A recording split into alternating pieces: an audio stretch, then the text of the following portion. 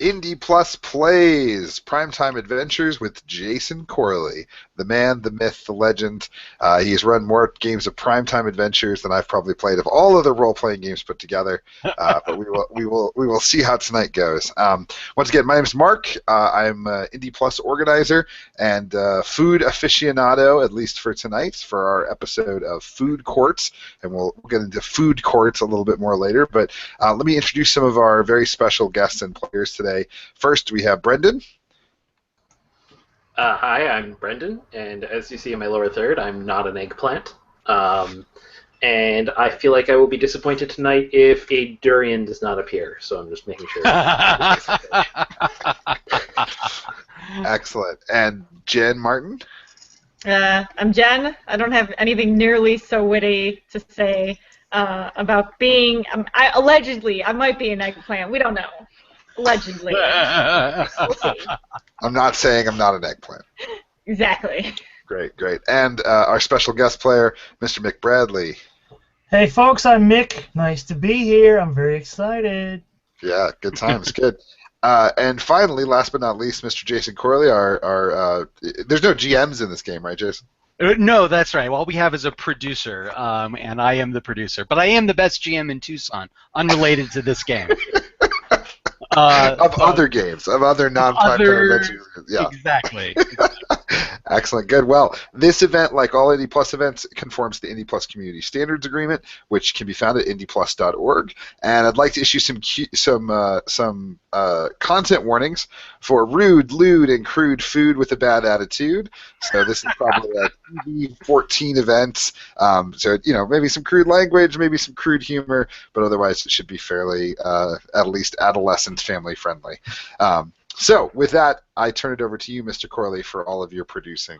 Okay, so I have this whole great spiel that I normally do when I start Primetime Adventures games about how to put together a show, but these guys actually brought me a show. Like, I have never had this experience before where someone has said, Jason, we absolutely must play this show. Like, it has to be this.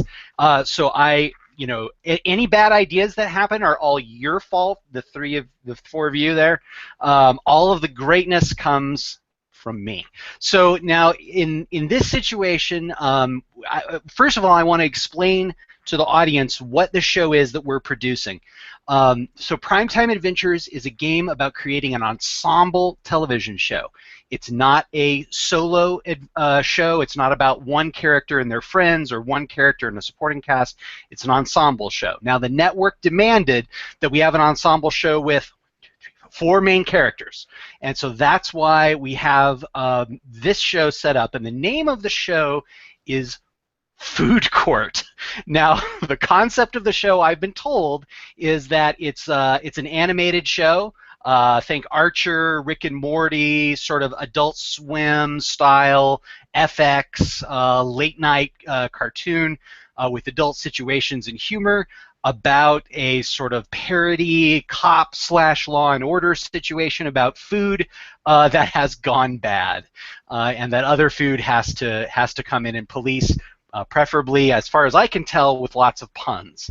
Now, one of the things that I always do is I ask what network is it going to be on, and the response was we want a basic cable, but a late night basic cable, so it can be rude and crude and have adult situations.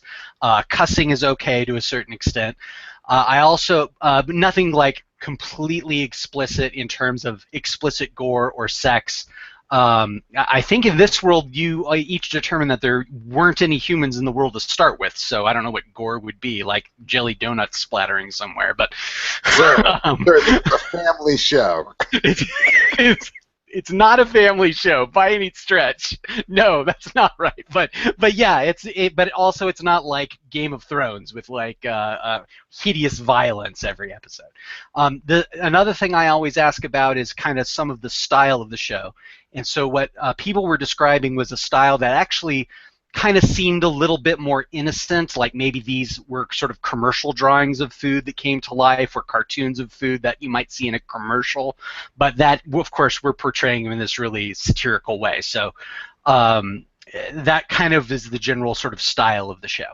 So That having been said, since they solved all of their food court problems, the next step is to generate characters. Now, one of, I think, the great innovations of Primetime Adventures is you create a list of characters for the show before you pick the characters. And we posted that in the event page on Indie Plus, and I'm going to copy it into chat now, and I'm going to kind of read it off a little bit for the audience so that they can hear kind of what the options are. And the question I asked to get this list was, what are some of the characters that you really, really want to see? Who would you be excited to talk about around the water cooler if you said, oh man, I saw Food Court last night. It was ridiculous. It was so funny. And let me tell you about this character. And that character is going to be one of the characters that we pull from this list. Now, some of them may be terrible, and we may just throw them off the list and not use them. Others of them may be good as supporting characters, in which case I will use them and make them great.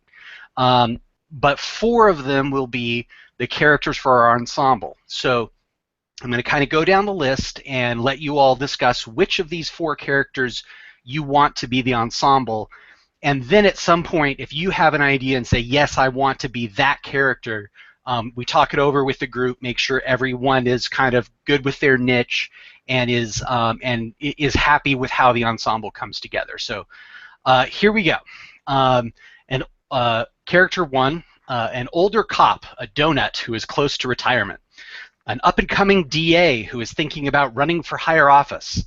A career criminal who might be willing to help the cops out in exchange for a plea deal. I assume that would be a package deal. A brilliant detective who is kind of an ass and causes trouble for his bosses, but damn, he is brilliant. Haggis on loan from Scotland Fridge who is pursuing a serial killer. Oh, that's the best. That's the best. That's pretty good. And then there was a suggestion that the brilliant detective who's an ass should be a female character. A psychologist, probably Granola, who brings understanding and empathy into this cruel, dark world and probably gets ridiculed for it. A medical examiner with a dangerous connection to a criminal food pyramid. The high-power, I just noticed food pyramid there. Good job, guys. The high-powered defense attorney, often employed by wealthy criminal clients against our team. Probably a high-priced bottle of whiskey. The older DA who's looking to get out of this life and maybe retire to a nice suburban fridge. And, of course, the brand spanking new assistant district attorney, fresh from the wrapper, who's just happy to be here. So, and of course, if you have more ideas, this is not by any means a limited list. You can add more things into it. If we decide to take the show in a new direction, we can throw in more options. So the 4 of you, if you want to talk over, obviously, Mark, you were excited about the haggis. It's so brilliant. What about it is good? Why do you think the haggis is a cool, funny character? I think one of the things that really works here is when the food is tied to the jobs, like the high-priced bottle of whiskey is really classy. So I like the haggis because it's like, it's how do we know you're from Scotland? Well, you're a traditional Scottish food. That's like, that's how it works. So I think that's really clever. But maybe the type of food is tied to the character traits in some way. Yeah, like I think it's funny if it's there's Sure. there's some relationship between the type of food and the character. Cool. Jen, what do you think? Which of these characters are jumping out at you? Well, I like the haggis, which is something I never thought I would ever say. So that's a thing. I love the idea of like this granola who's like, but no, I'm really like I'm just with you guys too, and everybody's like, no, you're granola. You're not real food. You're what food eats. Oh man, that's an interesting thought. So are there different types of food prejudices? Like is food like is our vegetables and meat like constantly bothering each other, or what do you guys think? I think things like broccoli are usually squares, right? Like the broccoli is like that. Like the responsible citizens are like, broccoli and vegetables and things like that, right? And, oh my God, I want to play the broccoli psychologist. Yes. Broccoli psychologist. That's cool. Yeah. And are they all? How about prepared foods? Like, is there a casserole that's a person, or does it have to be like, what's the thinking on that? Is it like candy bar is okay, but Yeah, it's a diverse world, right? Okay, of We course. take all Yeah, good. kinds of food. Okay, diverse foods. I'm putting these things down in chat so I remember them. All right. So Mick, how about you? What jumps out at you on the list here? Is there anything you Well, don't like on the list? You're like, no, that's dumb. Let's cross that off. no, everything on the list is quite. I'm on board with everything on the list. I sort of the idea of playing a grumpy old donut who's close to retirement is kind of fun. We definitely got to have somebody like that. That's Someone, a good one. yeah, and what about that character? Like, he's grumpy, he's close to retirement. What does he bring to the screen? Like, what is cool about him as a character? Well, What about that type of character, I guess, is my question. Yeah. I mean, it's just like you got to have that old sort of wise person who can make quips about, cop stuff from way back before all the newfangled, forensic technology came out and stuff. Oh, nice. Where you Nice. had So actually he's kind of worked yeah. he's kind of an older, like, he gives some history to the setting. This didn't just spring into existence one day. All right, that's good. I like it. So he would bring some history to the setting and give it some weight. Donuts giving people weight. What a thought. Brendan, what you thinking, man? I'm not sure I know which one I want to play myself specifically, but I feel like, so far we've highlighted the haggis, the donut, and the psychologist, and I sort of do feel like the brilliant detective who's kind of an ass is a necessary additional slot in there. So if we're talking about a cop show, this is sounding like a really top tier task force, right? You've got a specialist, you've got a really experienced veteran, you've got the out of town person, and then you've got the best detective in the department. Maybe self-described, but Yeah. So there could be. I mean, it could be that there's a set of really serious food crimes, right? So the special victims unit kind of thing, right? Where it's a set of crimes within the food world is considered particularly grievous, right? And that's the major food group. Brendan, you're putting all these puns in the chat, and you've got to say them, man. You have to say them to the audience. That's pretty good, man. Yeah, the major food group. Yeah, that's awesome. Yeah, I think for me, all the criminals should be not major characters. I think this is the kind of police procedural where the criminals get to be funny and weird, and we don't have to like them, right? Like they're kind of the non-major characters. Cool. So, do those four characters, we've got the out-of-town haggis, who's here, on loan from Scotland Fridge. We've got a psychologist who's a bit of a square, maybe kind of a straight man type character. You've got the tough veteran donut who's close to retirement, and we've got the brilliant but sort of jerkish detective. Oh, Brendan, what type of food should the brilliant but jerkish detective be? Again, it's in the chat, but the audience can't see that. So I think that the brilliant detective is totally a superfood. I was pulling up a list to go through, and I think kale. I think Jen's right. Quinoa. It's Detective Quinoa. Oh, yeah. Okay, Detective Quinoa. Then everybody reads their ID. So Quinoa. Was Detective Conway here? Nice. See, quinoa. Okay. I don't think I've ever said that word out loud before. Okay, cool. Oh wait, sorry. I'm a big shot producer. Of course I have. I've said that word before 100 times. I have to put in my smoothies. Okay, so here's the. So do those four characters sound good? Do we have a good dynamic and understand kind of what each of your silo is going to be in terms of what your niche is and so on? Okay, so is everybody, and we kind of went through it one by one. Does anybody want to not do the character that they focused on? They want to try a different one than the one that jumped out at them. Something that someone else said is like, oh, I really have a great idea for that. or each of your sort of preferences, what you want to look at best. I'm not sure I can do honor to the accent of the haggis, which I can seems put to it be in required. post. I can put it in post, but You can yeah, put it it's in up post. to you. It's up But to you. Your Does call. Mr. Bradley, are you interested in the character? No, 'Cause no, I want you to do it. You want me to? Okay, that's fine. That's- I can do that character. That's cool. Yeah. All right, I'll give it a shot. There All you right. go.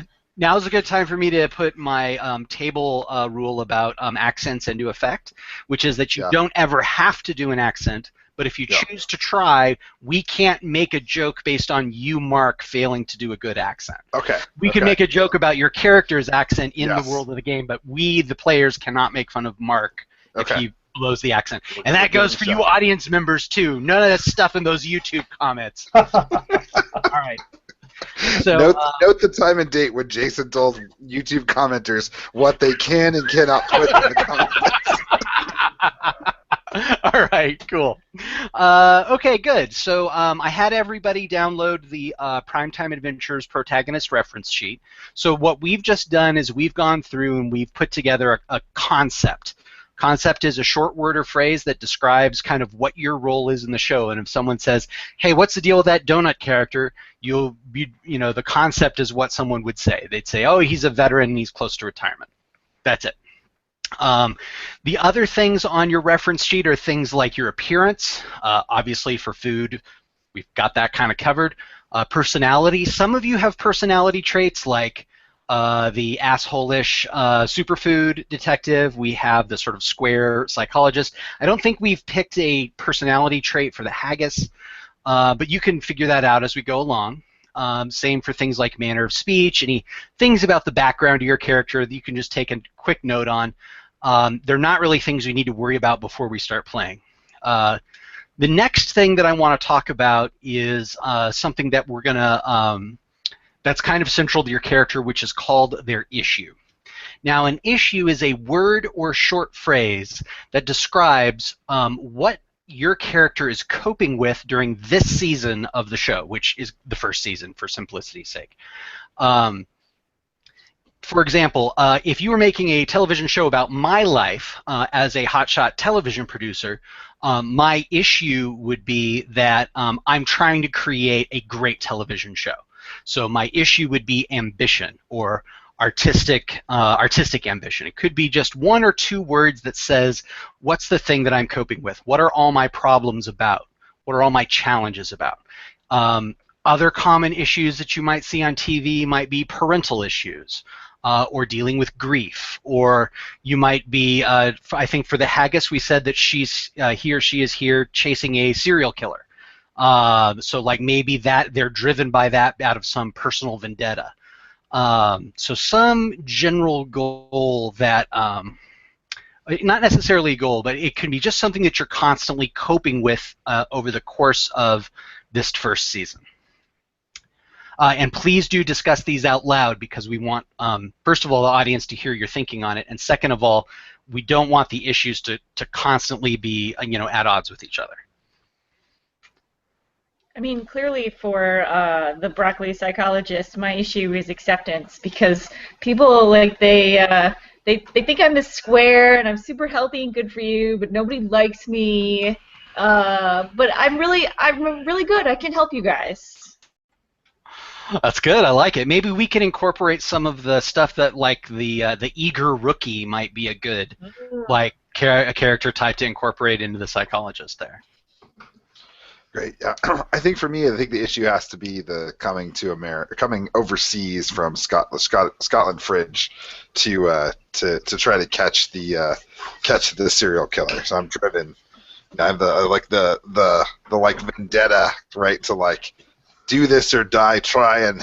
Nice. Maybe there's some maybe your job back home is on the line. Like your boss is like, you come back with this killer in cuffs or you don't come back. Wait, shouldn't it be way more melodramatic like that? Like the serial killer killed my whole family or something? Oh yeah. Oh sure, yeah. Like the serial killer to your partner.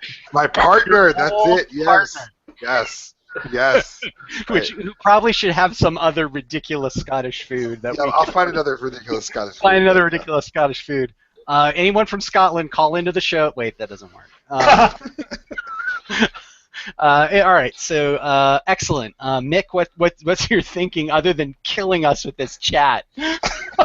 Well, I think okay. So I've decided my name's going to be Detective Dunk, and my Flawless. issue is to remain relevant in this last December of my career. So you actually want to go out big. Like, you don't want to just punch the clock. You want to actually be as good a cop today as you were when you started all those years ago. Yeah, I'm tired and I'm grumpy, but I definitely do not want to just snooze my way through the last few months of this. That's a great turnaround from a lot of those characters. That I think the audience will respond to that. That's really good. Brendan, what are your thinking on issue? I mean, I think the simplest and most obvious is the best. I'm thinking something along the lines of arrogant prick. Right. Or, like, tremendous ego. It may be a better way to put it. Like, just, I have a tough time working with anybody or even listening to anybody when they're right, because if it's not my idea, how can it be right? All right, good. I agree. Like, one of the key rules in Primetime Adventures is your first idea, the most obvious thing, is almost certainly the way to go 95% of the time. So, great. So those are good issues for each of you. Now, there's a new thing in Primetime Adventures 3rd edition. So if you haven't played 3rd edition before, this is new. It's called your impulse. Now, your impulse is connected to your issue, in that when you're under pressure with respect to your issue, or even just pressure generally, your impulse is something that your character might do that gets them into trouble or makes them not achieve what they want. So, for example, again, using the example of my life as a television show, I want to produce a great television show, but my impulse is whenever anything goes wrong, I fire all of the writers and close down the production. Now, that does get in the way. Technically, if I fired all of you, I would not make a great television show as quickly. So that would be my impulse. When I'm under pressure, when things are going bad, I take it out on the writers. And that doesn't get me what I want. So it can be connected closely to your impulse like mine was, or it can be a little bit more separated. Maybe you just have a really bad temper. And when you're under a pressure situation, that bad temper is going to stop you from getting what you want. And that's the other thing, is that it has to be an impulse that hurts you. It has to make it so that you don't achieve what you want out of the situation. All right, so if I say that my impulse is to rush into danger alone, is that okay? Because it may actually be part of me succeeding, but probably just puts me into a lot of danger. Well, if you give in to yeah, exactly. Like, there may be times when you rush into danger alone that is not related to your impulse, but if you give in to your impulse, like, in order for that to work, in that moment it has to not work for you. Like, that has to be a bad thing for you. Yeah. Cool. It's like a compelling fate. Like, it has to be bad. That's the point. It's got to be bad. Cool. Yep. Has to be bad. Brendan? I'm thinking about, I mean, 4 words come to mind, and I guess that may be too much, but insult, demean, diminish, and ignore. Right? Like, I shit all over your idea, ignore it, and do something stupid that I really shouldn't be doing instead. Can I cross ignore off that list? Totally. As a character that's not doing anything, I'm not going to put it on the screen. So the other 3 are great, because then you can be like ripping on someone who might be trying to help you. You might be doing something that just because it's not your idea. Like, I think that's a good combo. Awesome. Jen, what do you? Oh, excuse me, Jen. What do you think about impulse? I don't know. Okay. Yeah, I don't know. What do you guys think? I mean, if you're all about acceptance, what occurs to me is, like, your impulse is to please, right? So try to be friendly or try to give in and give them what they want, especially if you're a psychologist too, right? Oh, I'm totally a pushover. You're a pushover. Totally pushover. Perfect. Yeah, You're a pushover. That's a thing. Mm-hmm. Someone will step on you. Okay. With a prescription pad. That's a thing. Ah, nice. Mick, how about you? Okay, so I'm thinking that when I feel like I need to push myself because I'm not keeping up with, especially Mr. Hotshot, I'm addicted to coffee. You have an addiction. The problem is, coffee doesn't actually do it. Coffee actually just makes me soggy and kind of. So you have an addiction. You have an addiction. Actually, maybe in this food world, coffee is like more like heroin or like methamphetamine than like a drink. And like the reason I'm taking heroin is because you could be like injecting yourself, and then that side of you gets soggy with the injection. It's like slap it out of somebody's hand. What are you doing to yourself? Exactly. Oh, that's great. And you have an addiction. Addiction is good. Giving into your addiction is a really solid impulse for a cop show. Okay, so the next thing that we're going to do, and we're going to kind of I can see you guys are posting your names in the chat. Please put them on your lower third when you think of them, so that the audience can see them as we kind of go through. Okay, so next we're going to do the traits. Now there are two types of traits that exist, and everybody has 3 traits total. There are edges and connections. Edges are words or short phrases that describe something core about your character that they are or use in order to achieve what they want. So for example, an edge for me might be brilliant television producer. Like that could be an edge, and when I use my television producing skills or contacts or anything in the world of my show, I would be using that edge. Connections is the second type of trait. Connections are other people in the world of the show, not one of you 4 people, or food, whatever, that when they are on the screen, you and your issue is highlighted.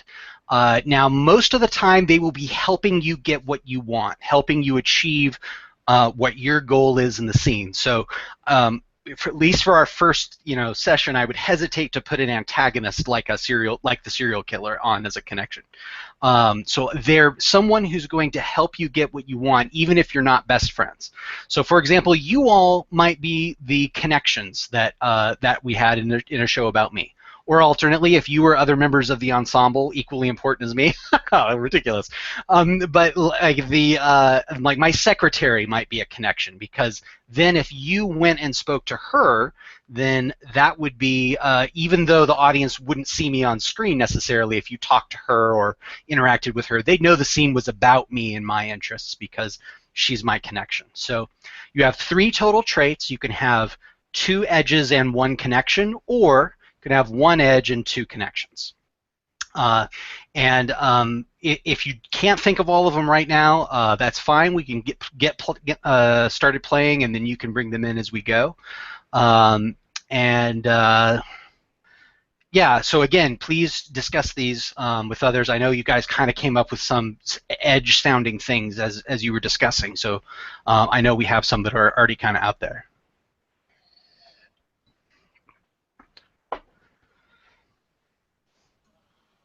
I'm thinking of something like Ace Detective, because I actually am pretty good at this for an edge. Still thinking about a connection or an edge again. Excuse me. Another way to think of it is you have 1 edge, 1 connection, and then 1 more of your choice. Right.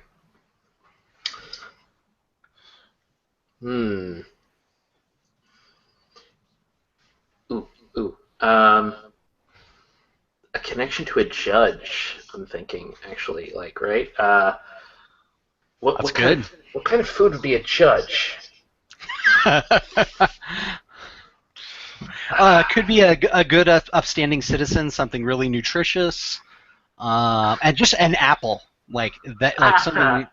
A judge that's an apple. I like that.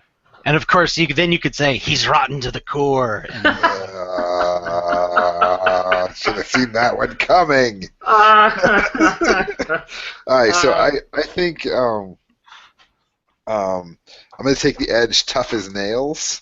That I'm really have been through a lot, and have fallen off buildings, and taken on big groups of bad food at once, and I'm just tough. I like it. Tough as nails. Perfect. Hmm.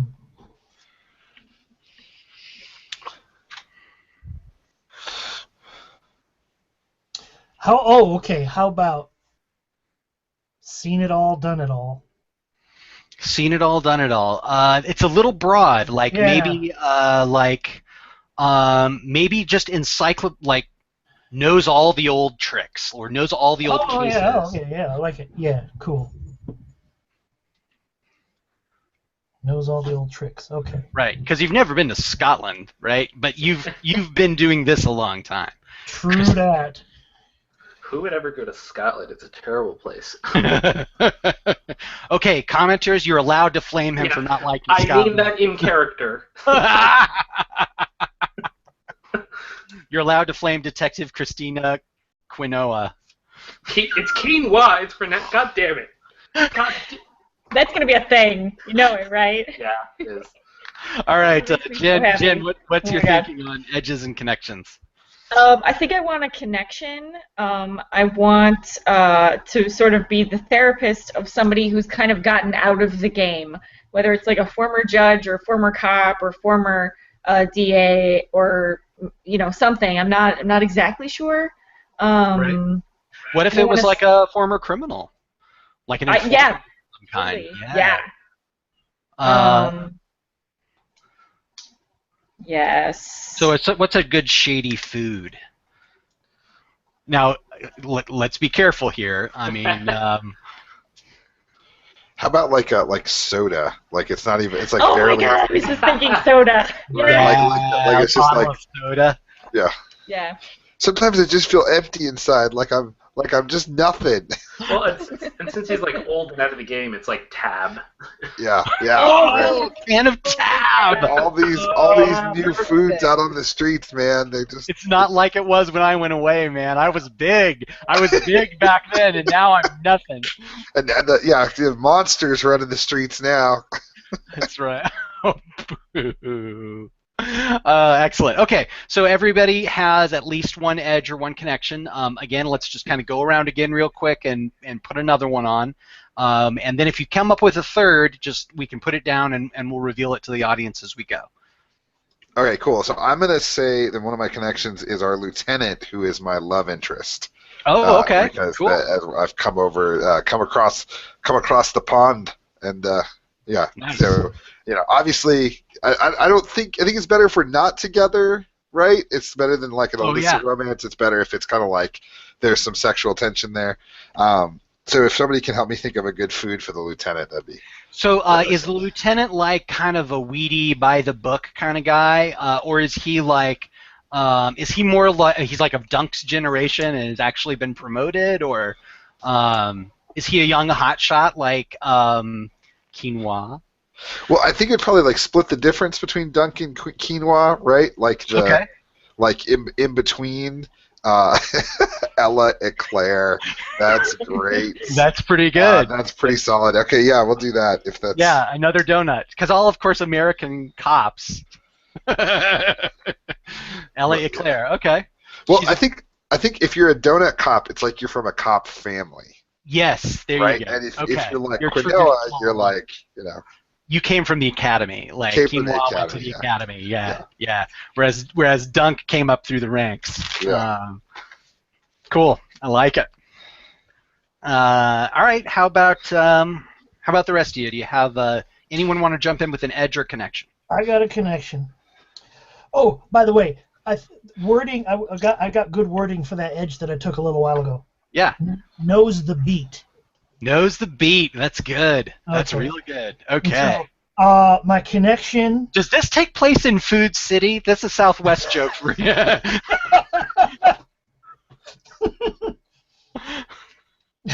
Yeah, that's solid. Yeah, Food City. Food City. All right, so I got a connection. A confidential district. informant named Candy Sprinkles. Nice. Okay, Candy Sprinkles. That's cool. Is she what is she an informant? Like not to. She's Candy Sprinkles. Exactly what she sounds like. Okay. Yes. All right. Got it. I've got Candy Sprinkles clear in my mind. Cool. Jen, Brandon, how about you? Yeah, I was gonna say for an edge, I think that as a psychologist, I can really get to the heart of what a food is, and maybe what they want out of life, and so I think I want my edge to be nutritional info. Nutritional info. That's good. And we take that in our knowledge, like non-pun related knowledge, to be sort of like the psychology of the Right, person right, that we're right. dealing with. Okay, Yeah. great. That's really good. Brendan? So yes, I officially took Judge Anderson Apple, who's a little bit like my mentor slash, the person who's supporting me as I move up through the ranks. So even though superiors may be like, I want to bust Quinoa down the ranks, they can't because Apple puts pressure on them. Cool. But I also took Best Shot on the Force. Best shot. Okay. So you are just hot stuff with a pistol. That's good. Not necessarily a good thing in the long run, but it's really cool. That's really awesome. So can I have you all put your edges and connections in the chat, please? And like just formally put edge or connection next to them so I can easily see it amongst all of the hilarious nonsense you're all putting up there. Okay, so as you're doing that, and remember you can always add in a third edge or connection. And we will do that as we go along. Like, feel free to just blurt it out as we go. The next thing that we're going to set up is something that used to be optional, but which now actually has a benefit to you, which is your personal set. A personal set is a prop or location. It can be an item or it can be a place that relates to your character, such that when a scene takes place and that prop or that location is involved, even if your character's not there, it shows that your character's issues are at stake. So, for example, my personal set would be my big shot television producer office. So even if you snuck into my office to make out with each other or to rifle through my desk drawer for a pencil, the scene that takes place there would be all about me, as it should be. So the personal set is your an item, a prop, or a location connected to your character.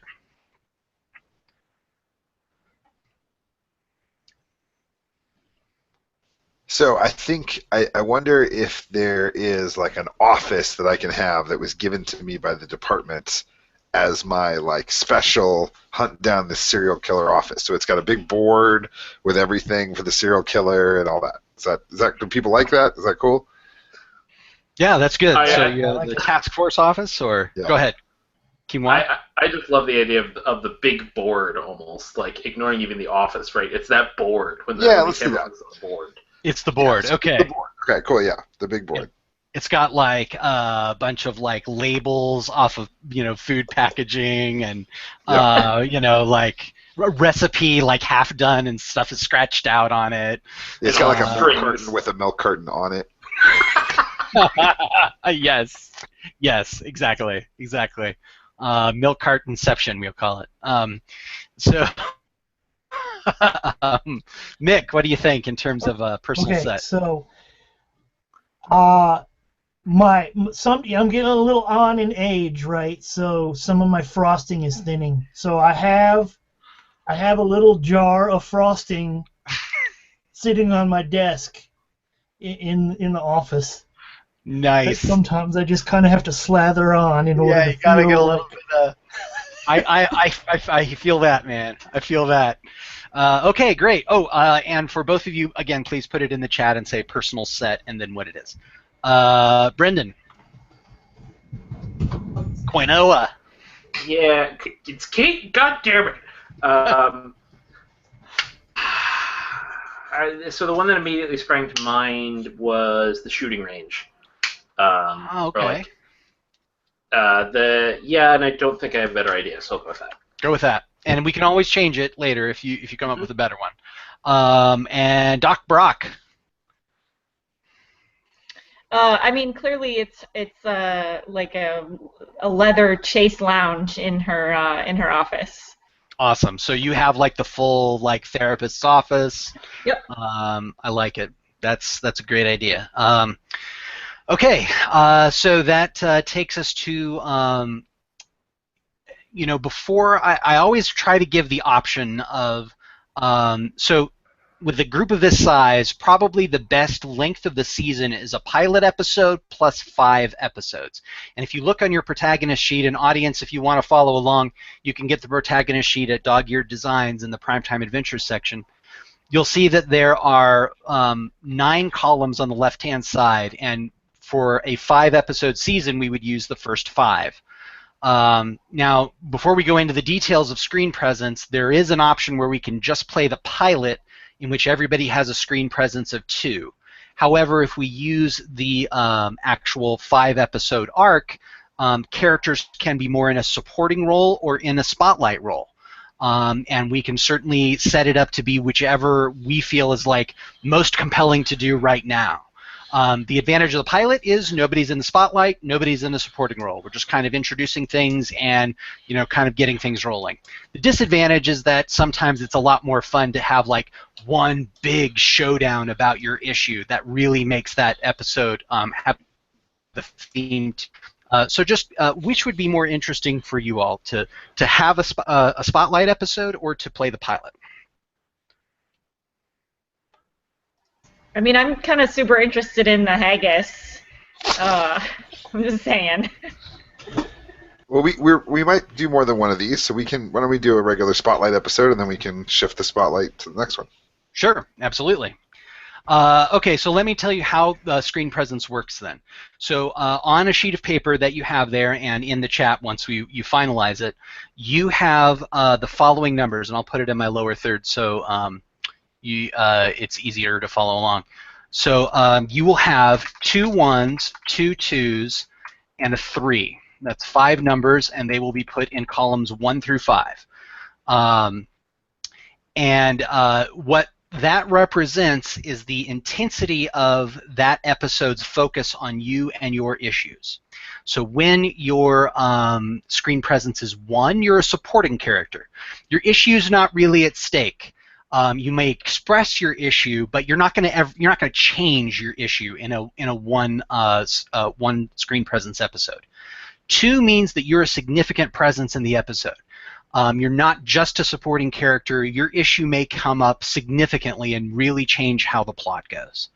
However, 3 is your spotlight episode. That means the episode is primarily about you and your issue, and it will bring your issue to a head. So, for example, for me, we might decide that my spotlight episode would be the opening night of of my show going out on the air, and I find out how it goes. Or maybe, depending on how the show is, maybe my 3 might be the first day we start shooting my television show.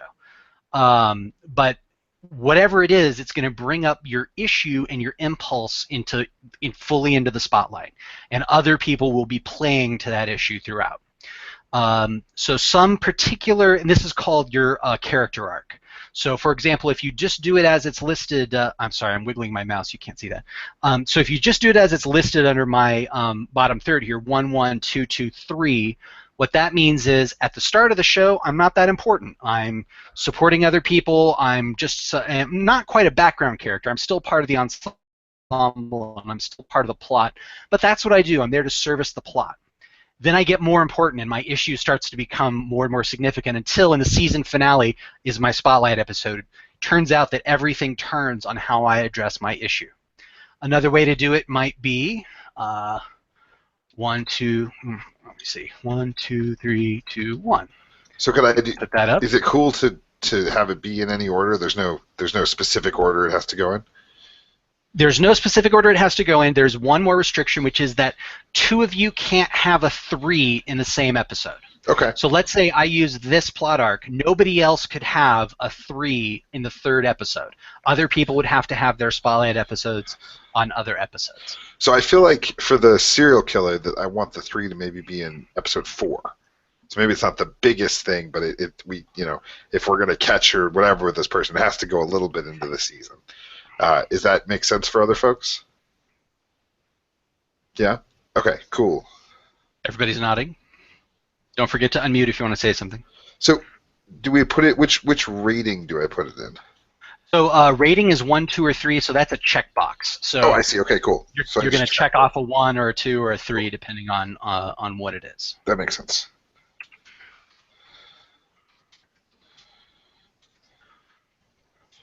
So I think I'm going to go 2, 1, 2, 3, 1.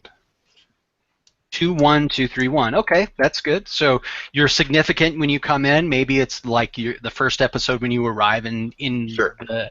the States, and then you're kind of in the background, and then it builds to a quick climax with the serial killer, and then we get some aftermath.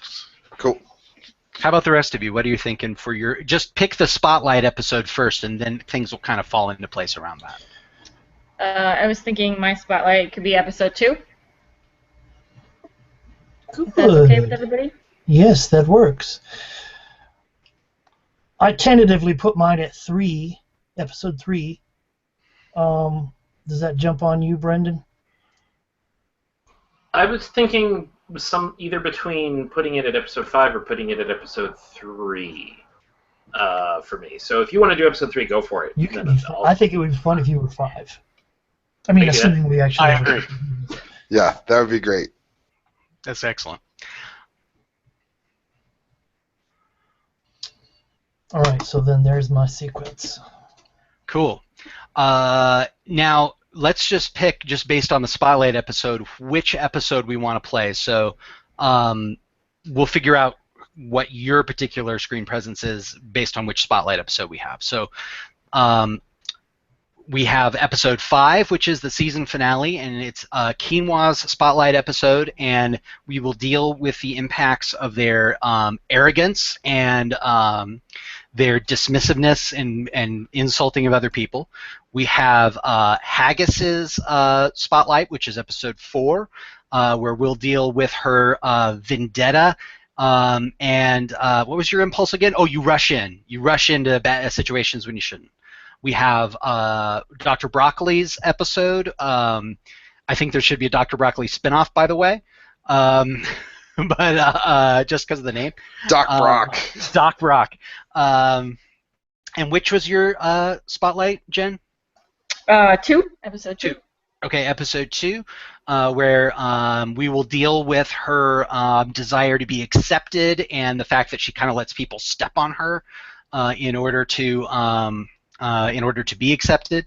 And then for 3, we've got episode 3. We've got Dunk, and he's dealing with his desire to still be relevant and still be an effective cop despite his age. So which of those 4 episodes interests you all? So we're definitely not playing episode 1? Definitely not playing episode 1 because it's not anybody's spotlight. I see, okay. Cool. I'd like to either have a spotlight episode on someone or play the pilot. So those are kind of the 2 options. I feel like episode 2 sounds really interesting, which would be, talking about, like, all of us are going about our business doing things, but there's Doc Brock getting pushed around by everybody. That's really interesting. Looking at what I'm seeing in terms of what's happening in episode 2 is Doc Brock has their spotlight, but everyone else has a screen presence of 1. Meaning, for a change, all of you will be servicing Doc Brock's problems, and Doc Brock will be the one that will be effective in addressing the plot. Does that sound like an interesting reversal? Or do we want to do something more traditional for the first episode? like episode 3, because episode 3 is Dunk's episode, and that would put some of us at 2s, right? Correct. Looks like Brendan, you'd be at a 2. I don't. If you could put your screen presences up over here so everyone can take a look at them.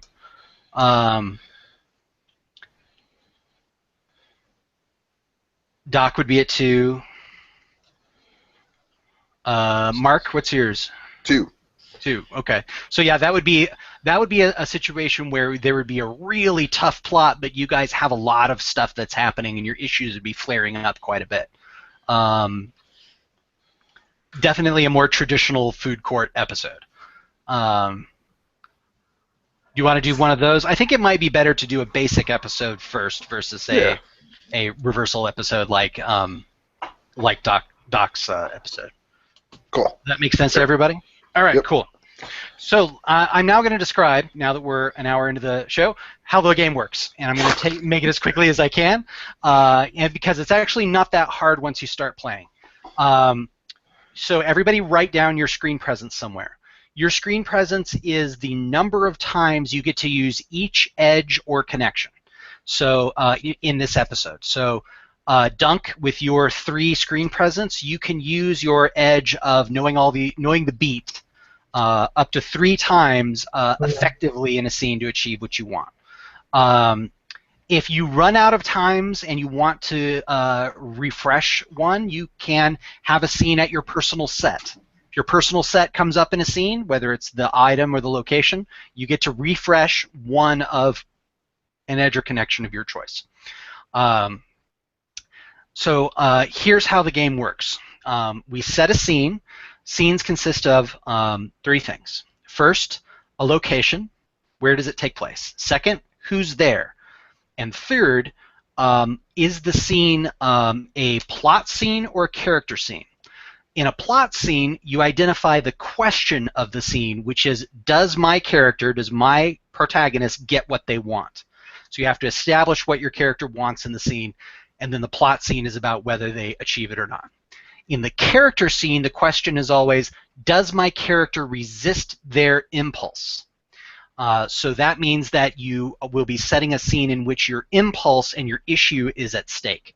It's kind of a reversal because you want the answer to one to be yes, and you want the answer to both of them to be yes, but for different reasons. One is that you get what you want, and the other is you don't get yourself into bad trouble with your impulse. So we play through the scene, just normal role-playing. I describe the scene, describe what's happening, describe how the camera moves and what it shows. Describe the music of the show and the look of the show and so on. I play the NPCs and so forth, unless there's someone that I just desperately want someone else to play. Then when we play to that question, we aim the scene at that question that you established when we set the scene. And when it comes to the point where we've got to answer that question, we'll deal cards. So everybody, or most people here, have a set of cards. I deal myself 1 card for free for being the producer.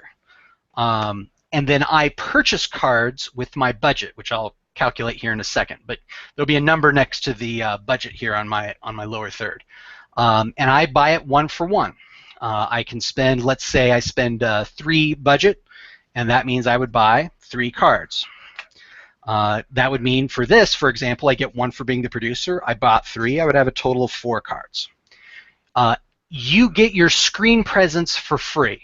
Everybody in the scene gets their screen presence for free. So in this episode, Dunk will always get 3 cards just for being Dunk and being on the scene. You can use your edge or connection to get an additional card. Any edge or connection that applies, you can use to get a card. You can use as many of your edges or connections as you want, but you can only use them 1 time per scene. Then we turn over the cards and determine who wins by how many red cards there are. So as you can see in this situation, I've got 3 red cards and 1 black card, so I would have scored a total of 3. Let's say that Dunk didn't use any edges or connections, and these were the cards that he drew for his 3 for screen presence. He would only have 2. He would not succeed. Once I spend budget, it would, if we were playing at a table, go into the middle of the table. For us, I'm going to put it here in my lower third under paid. That's a number that is a bad number. You want that number to be as low as possible throughout this game. The reason why is because the budget doesn't do any good for you there. The chips don't do anything for anybody when they're in the paid section. However, if you like something that somebody did in the game, and that means it could be a funny line, it could be a dramatic line, it could be a cool dramatic choice or a great scene setting. Anything that someone does that you like in this game, you give them a chip out of this paid pool, and it becomes what's called fan mail. Keep track of how much fan mail you have, and you can then spend fan mail to obtain extra cards. So, for example, Dunk, his screen presence is 3, so he gets 3 cards for free. He might use his edge to get a 4th card, and then he might spend 2 fan mail to get 2 more cards. Then you have a big advantage over me with me only having the 4 cards that I had. Cards that you buy fan mail with, if they are red, they come back to me and go back into the budget. If they're black, they leave the game. So the economy of the game is I spend budget in order to buy cards. That I spend goes into the paid pool, which would have been in the middle of the table. You all give fan mail to other people based on what's in that pool, based on things that are happening that you like. You spend that fan mail on buying more cards. Some of those cards come back into the budget, and some of them leave the game. It's pretty easy once you kind of get into the swing of it. So I need to just quickly calculate out a couple of things here. And then we will jump in and get started. So if you all want to, while I'm doing that, if you want to come up with that third edge or connection and explain it to the audience, that would be great, because I need to focus on what this episode is going to be real quick.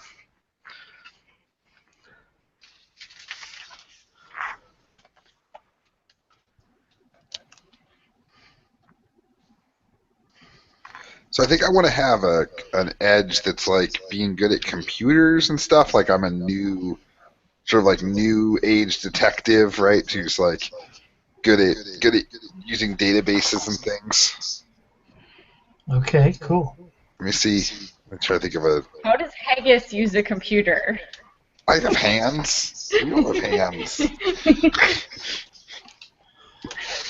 Why don't I put my edge as highly educated haggis? There you go. I was gonna suggest cyber haggis, but I like highly educated. Highly educated Haggis. Oh my God.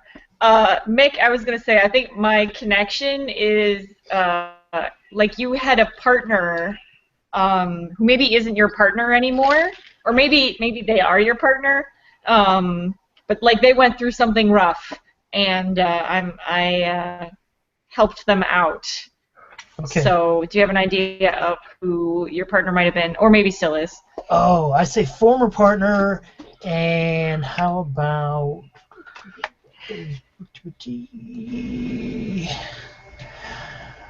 Oh, it's a bagel. It's Bill Bagel. Bill Bagel. Okay. Bill Bagel. I like it. He's kind of a by the books kind of guy. You know, he had a tough home life. Maybe he had a heart attack on the job, so he had to retire. Yeah. He's on a desk job now. He's on a desk job. He's on a desk job now. He's on a desk job, and Bill loves it. Like, he is like, I'm cruising from here to retirement, Dunk. He's like, this is great, Dunk. The best. It's the best. You know the last time I got shot at? Never. I love it. And so Brock, the reason why he's your contact is because he does accept you. He believes you're a good contributor to the force, that type of thing. Yeah, I think he found my sort of therapy very helpful, because when he first got bounced to the desk, he was really mad about it. He was like less of a bagel maybe, and less of a breakfast food perhaps. So yeah, and why do I even need to get up in the morning? Exactly. So I helped him work through that, and now he's very happy with his desk job. Okay.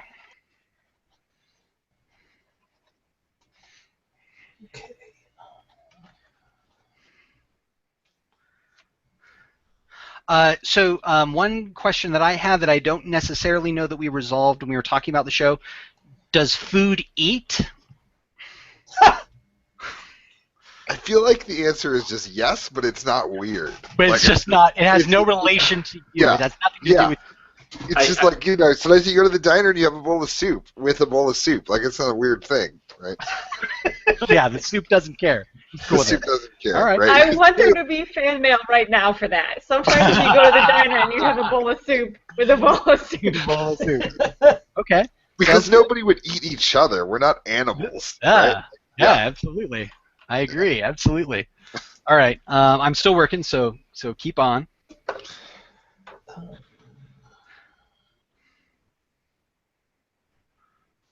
Okay, I think I have some thoughts here.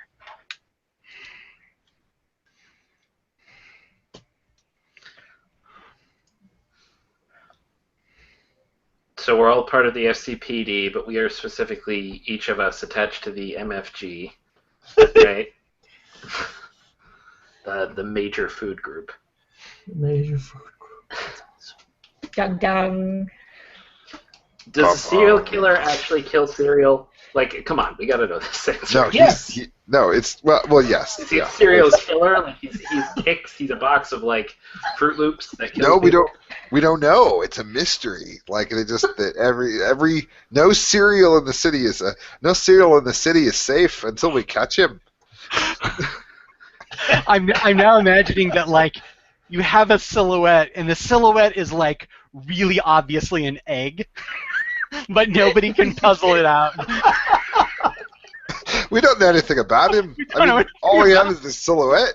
Could be anything. All right. All right.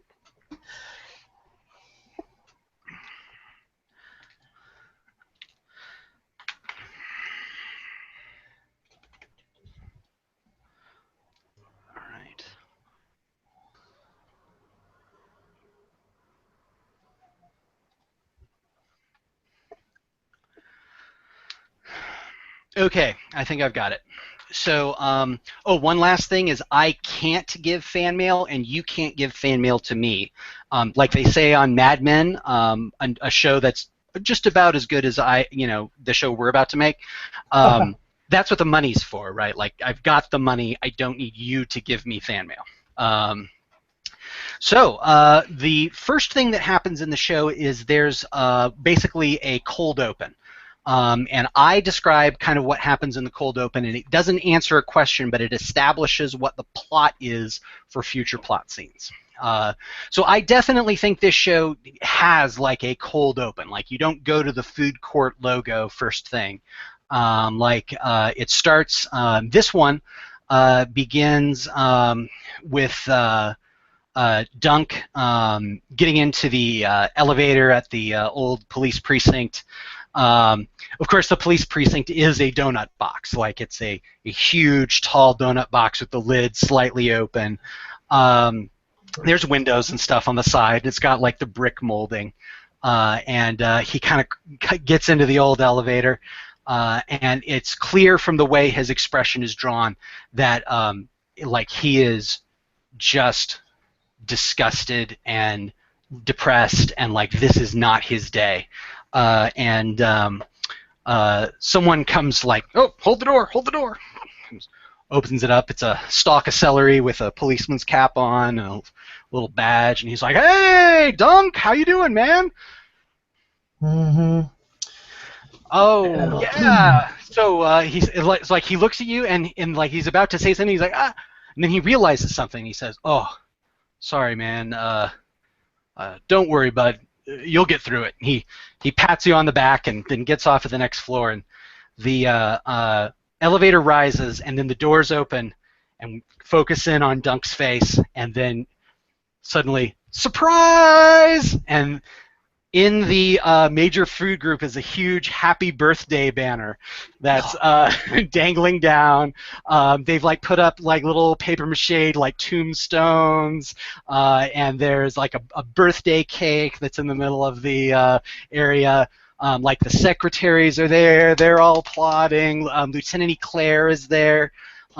She's everybody's like, oh, it's Dunk, yay!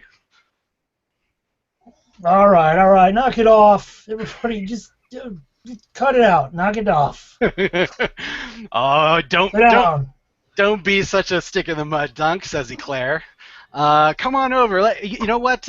We gotta take a picture of you over here. Come on. Oh, for Christ's sake. So she goes over and she says, in honor of your many years of service, and like puts her hand around, and there's like a young intern that comes up with a camera and is like getting all squared away. She goes, you better be smiling for this, Dunk.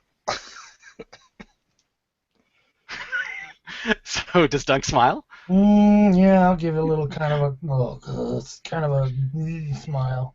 Nice.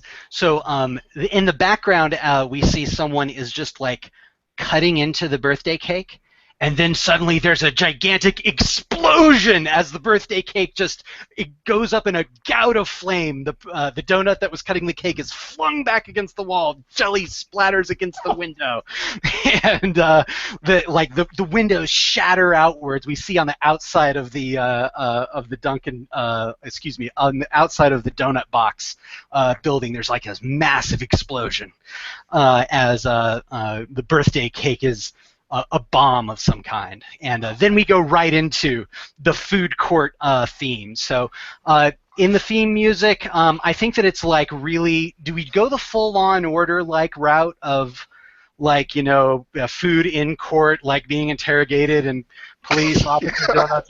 Yeah, it's like, I think of it like Archer, right? Where like on one level it just works as this kind of like bum bum dun dun dun dun dun, but then all of the grainy like 80s pictures are all like, somebody like this donut at the courtroom that's like being held back, right? And it's all like super serious. Like someone holding up a butter knife and you see like a stick of margarine in the background that's like things like that. All right, so we go through the and of course in the food court segment, each of you has like a little like 3-second clip. What is your character doing? And we're going to start with Dunk because it's his spotlight episode. So what is Dunk doing in his little 3-second clip of the food court credits? I'm leaning forward, stirring the jar of chocolate frosting with my little knife. Nice. So you've got your little frosting. That's cool. How about Doc Brock? She is sitting on her therapy chair next to like a poor bag of potato chips, like consoling it after it's obviously being upset about something. Got it. Okay, cool. And Haggis? I'm interrogating someone, so like we knew you were the one, right? And there's a bright light shining down on totally. Maybe it's an actual like fry cook heat lamp. Yes. Right. Yeah. We twist it over. Yeah. Brendan, what's your little 3-second clip? It focuses on a box of Chinese food as the target at the end of the shooting range, and like 3 bullet holes appear in the center, and then it spins back around, and I'm on the other side holding the smoking gun. Nice. That's great. So then, food court appears in the show's logo. Perfectly marketable, of course. All right. So now we move into actual scenes. So the plot of this episode is someone packed a bomb into Dunk's birthday cake. And remember, the issue of the episode is how effective is Dunk as he nears the end of his career. So those are kind of the 2 parameters that you should be thinking of. You're not quite sure, what to do in a scene. Those are the 2 things. You can either do a plot scene or it can be a character scene with that issue sort of as the focus. Doesn't have to be Dunk as the focus. You are all very important too. So if you want to have a scene that's about your issue, you certainly can do that as well. So I'm going to just kind of go down the list of people sort of as you appear on my screen. So that's going to start with Brendan. So Brendan, you are going to set the first scene. So remember, here are the things that you need to tell us about the scene. You don't need to go into too much detail past these. So we need a location. Where does the scene take place? Who is there? And that includes both player characters and non-player characters. And what is it a plot or character scene? What's the question of the scene? So those are the 3 things you have to come up with in order to set the scene. Okay. So my immediate thought is we're in the station still, in the bombed out room. Cool. Who's there are probably the detectives who are going over the whatever evidence there is, like trying to look into it. So I'm like there. The lab techs and stuff. Yeah. Exactly. I'm there. I think Dunk is there. So maybe all of our characters are there. Sure. Yeah. Totally. Because they were all there for Dunk's party anyway, right? That's true. Yeah. So if they're not investigating, they're there to be questioned. Let's see. And is it a plot or character scene? I guess it sort of sounds like a plot scene. Do we discover a clue, or do we discover who did this? We discover who did it. Good. That's excellent. Okay.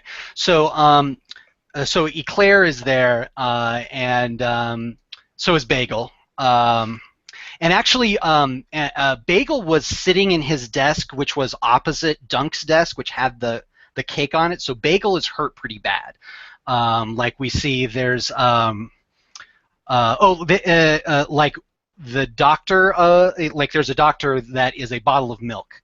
So he's kind of an older, like he's got kind of an older voice too. He's like, just hold still, Bagel. Everything's gonna be all right. And he's kind of patching him up a little bit. Bagel's slightly delirious. Oh my God, Jen, save that line for in character. I'm telling you, this chat. All right. Anyway, so Eclair is there, and she's haranguing let's say what's a food that's really resilient, like you can drop it and pick it back up and it's still good. Carrots. Carrots. Okay, so there's a carrot that's wearing like a bomb tech sort of like SWAT gear uniform. Like he's got the big inner tubes and like he's got the helmet sort of flipped up and there's the little carrot thing coming off the top. And she's like, "You need to find a fragment. You need to find something. I won't have this in my precinct." And then sort of the camera. I'm going to keep calling it the camera, even though it's animated. But the camera moves and we see our four heroes nearby, and describe what you're doing, and remember to play to the question of, do you discover something?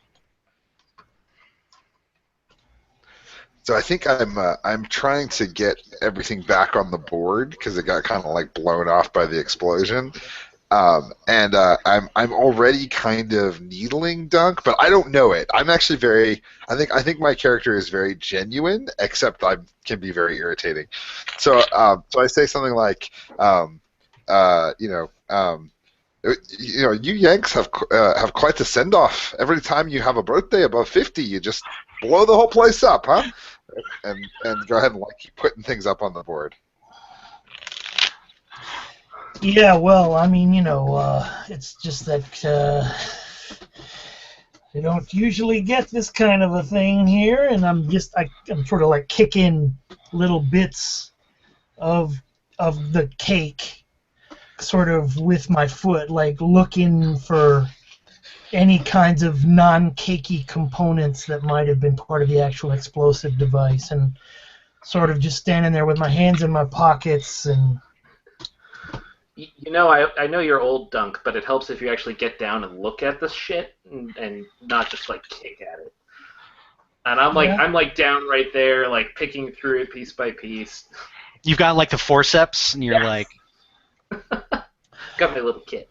Oh, right, sorry. It wouldn't be forceps. It would be like the little grabbers that you use to pick up donuts at the shop. So like little. Tongs. Totally tongs. Tongs. Thank you. Yes. All right, so I'm gonna try to I'm gonna kick a little piece of cake just like right into his face, to Quinoa's face. Into Quinoa's. What? But kind of so stop opponent right up in there. Like a couple of the other detectives, like they see it and they laugh. Good one, Doug. Good one, man. And now you're like messing got a up little evidence. chocolate on you there, buddy. Maybe you ought to wipe that off. You want to keep that professional demeanor, Whatever, man. You're messing up evidence. It's your own assassination scene. All right, so what's Doc Brock doing? I'm going over to Bill Bagel. Okay. Because I'm really worried about him. Okay. Right? Be like, man, you nearly got toasted there. He's like, yeah. Oh, my life flashed before my eyes. It was amazing. Like, it just went back so far. But he's like scorched. Like the doctor's there, and the milk bottle doctor. We'll call him. Let's see. We'll call him Dr. C. Good old Dr. C. And he says,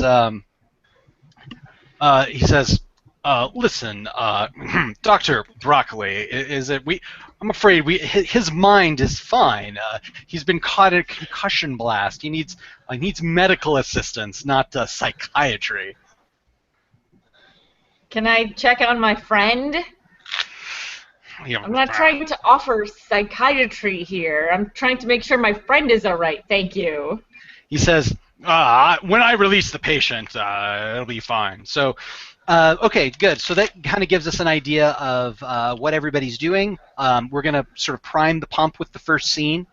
Okay, so everybody is going to get their screen presence in cards. So that means Dunk, you're going to get 3. Doc Brock is going to get 2. Jen, you want me to deal your 2 here? Okay, so I've got your 2.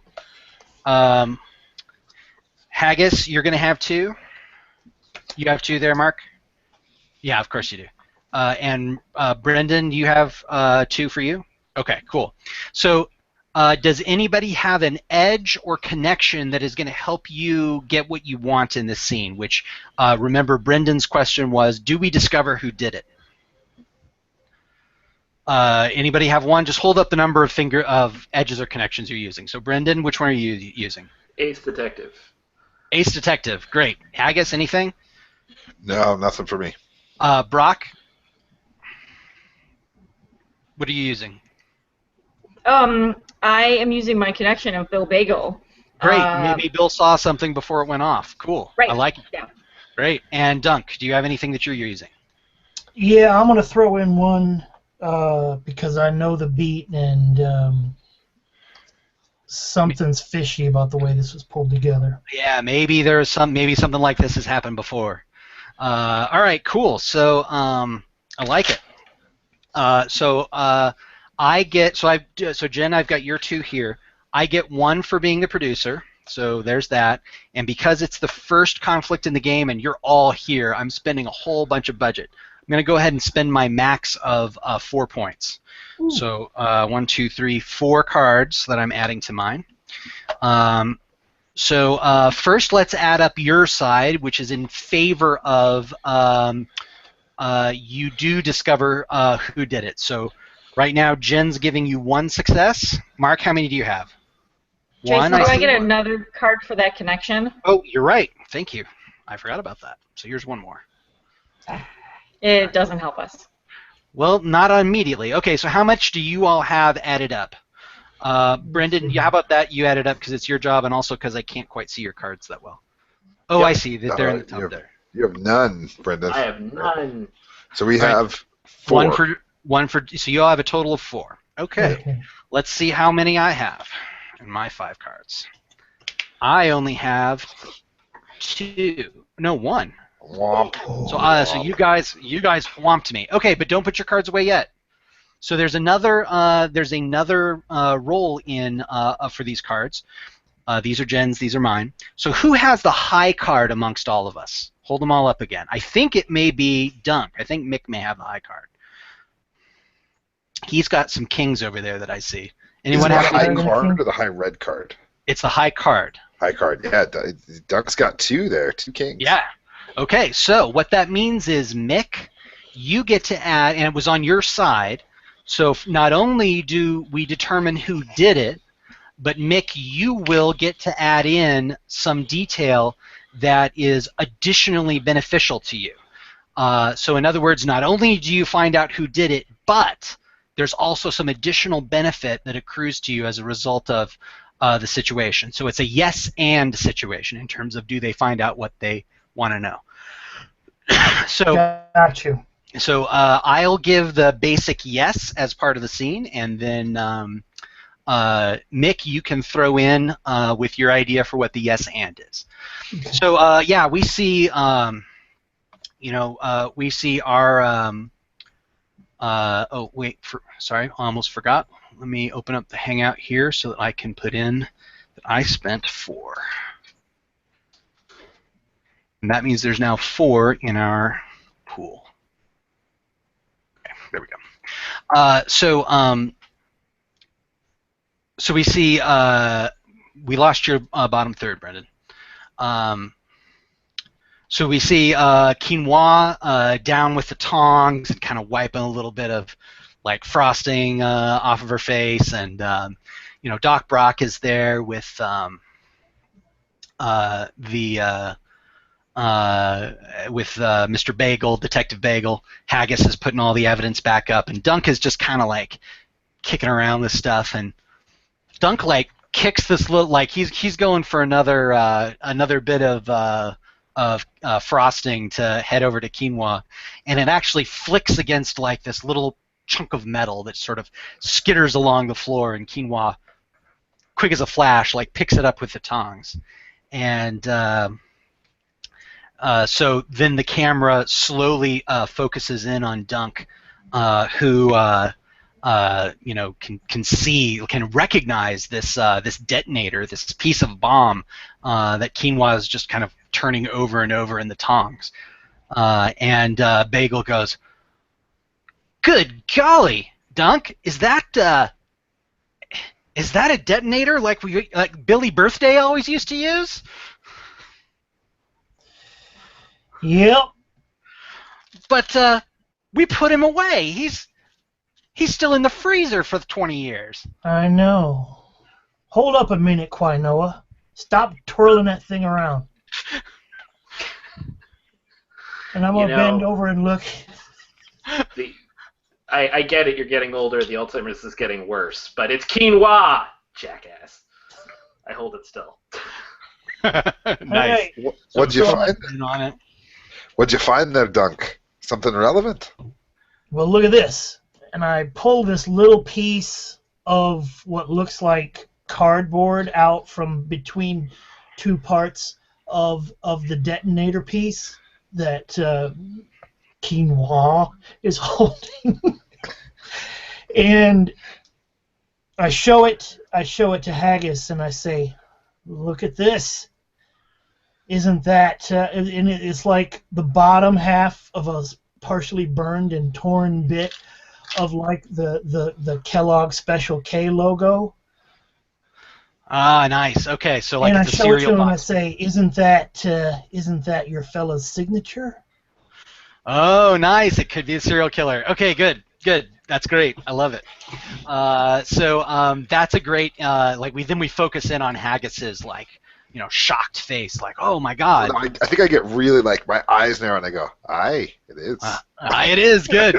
Okay, cool. So we're gonna go to the next person for the next scene. That's a great job, Mick. By the way, that was a well done. And don't forget, if you want me to give fan mail to anybody, please say so in the chat, and I'll try to keep up with it, or just let me know verbally. So fan mail to Jenn for the toasted line. Okay, I agree. Great work with that. So Jenn, please keep track that you have one fan mail, and I'm going to reduce this pool by 1. Thank you, guys. Good job.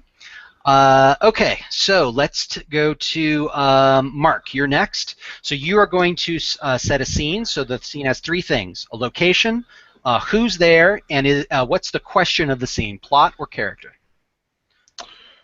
Okay, so I think I would like to have a character scene where I am doing some research in our lab, which is ridiculous, of course, because why would I be a detective who also does research? But whatever, food court. And I'm looking at the piece of evidence that was found with the high-powered microscope and the various things. And I think we'll have for a character scene, your question is always, does the character overcome their impulse? Right. So I think I've learned something about this that makes me want to rush off by myself to try to. Is that okay, cool? Yeah, so that's perfect. Who else is there? Okay, so I think it's going to be Broccoli. So because I wouldn't ask Broccoli to go with me, right? It might make sense to ask Dunk to go with me, but it's late at night, people have gone home, and I'm just alone in the lab with Broccoli, who's come to talk to me about something. Okay, excellent. So we start on Broccoli. She's sort of maybe we start in her office, and she's like closing things up, like turning down her laptop and putting away all her notes, and she turns out the light and goes out in the hall, and it's all dark all the way down. We can see it's later in the day. Maybe the sun is going down over Food City in the background, and and further down the hall there is light shining out, and we can see on the door it says criminalistics, the door is slightly open, and we follow Broccoli as she... No, it says food science. Food science, okay, good. Food science. Maybe both, criminalistics, yeah, food science. And food science, yeah. And so Broccoli, we see her go down, and she opens the door, and there is haggis over a massive microscope. And I've got like a little lab coat on, right? Because that's what you do to do science. Yes, right. Of course. In a cartoon, definitely. Yeah, right. Mm-hmm. Haggis, what are you doing here? Are you on like a weird Scottish hour still or something? We keep the same hours as you do. I mean, during the daylight, and then, it's not important. Look, I've been looking through this, and I think I might have found something. Really? Yeah. What If you you got? look here closely, and I call you over to the microscope. Mhm. Yep. Now, I know that folks like Dunk are well respected around here, but in Scotland we use a lot of science to try to solve things. Good. Spotlight. And if you look closely here, you'll see that there's a fine dust that's been attached to this thin strip of cardboard. I think it might come from a local quarry. So I was thinking about heading out by myself to just go, take a look, see if I can find out what's wrong. Maybe catch this guy before he does any more damage. Yeah, I mean, it's a sugar quarry. Of course it is. Sugar quarry, of course. I mean, is that how you normally do things? You just rush in with no backup, no support, not really very much more than maybe a gut feeling. Yeah. Perhaps? Oh, yeah. So I take off the lab coat and hang it up and pull off my jacket and get my gun. And I say, look, most haggis has spent its life cooped up in a sheep's stomach, but I'm free range. I'm just going to go ahead. I'm just going to...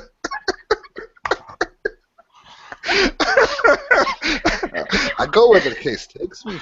Right? Well, that sounds like dying. a really quick way to get yourself killed. Is this how all Americans are? Cowardly. Worried about getting killed. All right, good. This is a good place to start resolving this. So Great. the question is, Mark, does haggis resist going off? And Right. if you do resist, it will be to your advantage, and if you don't resist, it'll be bad for you. So Right. as much as she wants to, remember that when we're making decisions about the cards. So you get 2 because it's your screen presence, and Jen, you also get 2. Now what's interesting is your character's in the scene, and your character might have a way they want it to go, but because it's not about your character, Jen, you can choose if you wish to put in your 2 cards on my side, which says that haggis goes running off and heads to the quarry without help. Or you can put in your 2 cards on Mark's side, which says that haggis doesn't do that. So which would you prefer? I'm totally throwing in with the producer man and wanting haggis to go run off. All right, but I am going to keep your 2 cards separate because remember, you might get the high card. So nobody else is there, so nobody else gets their screen presence. I just wanted to flag it out loud. I put it in the chat, but is it okay? Can I give fan mail to 2 different people, or am I limited? Absolutely. You can Okay. give fan mail for each thing that you like. Okay, because I wanted to give 1 to Jen for gut feeling and 1 to Mark for cooped up in a sheep's stomach. Oh my That's both excellent. So Jen, you now have another fan mail. Mark, you get a fan mail. So I am reducing that to 1. Okay. Great. So I'm going to spend my connection for Ella Eclair. That I don't know Okay. if I don't know exactly how that would come up, but I think I like the idea that it would be like, don't you think you'd be missed if you got shot or something like that, That's I mean, good, This yeah. is not new behavior for haggis. Like maybe Right. she suspects that haggis might try to take matters into your own hands. Yeah, that's great. Good. I can establish it. Maybe there's a camera shot of your cell phone sitting on the desk, and there's like a text that pops up. and it's from Oh, Eclair, right? Yeah, We like should do the Sherlock thing where when the text pop up, it shows it. it shows It on the shows it screen. nearby. Yeah. Yeah, Yeah. no problem. Totally. Yeah, So. yeah, I invented Yeah. that. So yeah, so it pops up. Okay, so yeah, she's like, hey, where are you? Yeah. Something like that. Okay, so we've got 3 on Mark's side. Jen, you've got 2 for on my side. Jen, do you have any edges or connections you want to throw in on either side? I don't know exactly how they would apply. Okay. I feel like nutritional info does actually apply.